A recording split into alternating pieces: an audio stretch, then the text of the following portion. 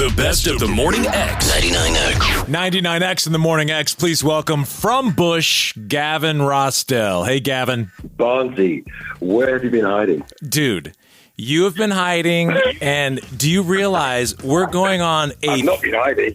Listen, Gavin, we're going on a third of a century that we've been friends. Barnes from Atlanta? It can't be. He rises like a phoenix. Now, that makes you feel old. No, it doesn't. It makes it feel rich. Rich, exactly. But how do you look exactly the same? Explain. Oh, I can assure you I don't. And I'm possibly cracking slower than expected, but it doesn't mean I'm not cracking. We talk about you all the time. You're like part of the history of 99X. And can you tell us like what you remember about the radio station?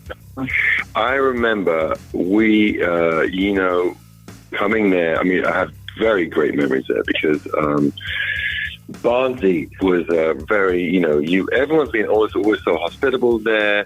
We got into it, the whole Tom Glavine at the time. Yep. We were buddies. We were all in that kind of a bit of a scene. And it just felt really good. And somehow we kept on bouncing back to Atlanta. There was always these massive shows for you guys.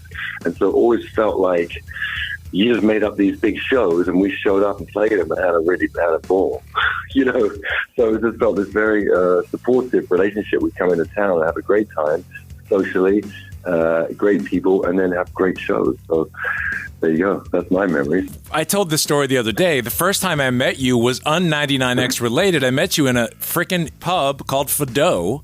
Oh, that's right. Right. And we just struck up a conversation and a friendship that moment, which was so fun. Then you were like in on our fake bits. We did a fake concert one time and you did this whole bit with us. You know what I was doing in that pub is I was flown in to see Gwen. And she was staying somewhere.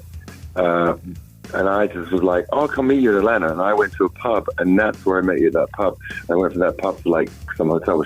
We looked it up. It was 1996 because I was trying to remember, and Gwen and No Doubt was playing at the International Ballroom. Right, there you go. And we all went to the show together, and then afterwards we went to a Roxy to some private Christmas party, and I have a picture. I'll post it from that night. It's crazy. Okay, good. Keep it PG. I won't share any of the behind-the-scenes stuff. Yes. So, by the way, Gavin, it's okay if you call him Barnsey throughout the rest of the interview. Okay, Fram. Fine with me. I do have another memory. Gavin, I don't know if you remember this or not, but we had you guys do something for 99X at the Hard Rock Cafe in Atlanta. And I think your tour manager brought in all the equipment as if you were playing Wembley Stadium, and it was freaking the loudest concert ever. We take 99X very seriously. We got to give you the Wembley show. What are you saying? You don't want the Wembley, you don't want the pub show, you don't want the bar show, you want the stadium show. We got one speed, full. Talking to Gavin Rossdale, they'll be in town with Candlebox and Jerry Cantrell September 1st at Chastain. And Gavin, as we mentioned, almost knowing each other a third of a century, and you're a father.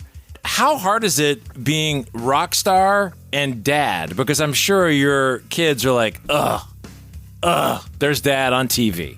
Literally the two greatest gigs I could ever think of having in the world. It's up to me how I balance them. But the two greatest things, greatest joy, public work joy, fulfilling life, amazing kids. That's very in the lucky camp, Is it hard bouncing between you and Gwen with kids? It's easy. This is numbers because we split it 50-50, so it's just literally a numbers game. And I look at all these things. You can either. It's funny because I'm being in New York now, right? And I had played the Tonight Show, Jimmy Fallon the other night. Fantastic with the strings, and I remember there was a long time ago when I was doing the Tonight Show for Jay Leno, and when he was out here, I know, well, maybe I was doing the Letterman show early on in my career. And I was looking out the window, and I was feeling really anxious, nervous for the performance. You know what I mean? And I remember looking out, and I saw someone crossing the street. They had a lunch thing, a coffee. They looked super relaxed, had a great easy day, and I was like, you can have that life where you don't have to create this pressure always for yourself. Your job depends on pressure. And I was like, I kind of like it. I kind of like it. So I think that these when you go for things, Barnsley knows this because we know Tom Glad and the whole sport angle. You got to go for stuff. You got to go big, and going big just has its. You just make it work because it's so worth it. And highs are really high, and then you swoop low, but then you come back in. And I think that's why I can be in touch with music because he's living a full life. More of this interview you don't want to miss is back in minutes on the best of the Morning X 99X.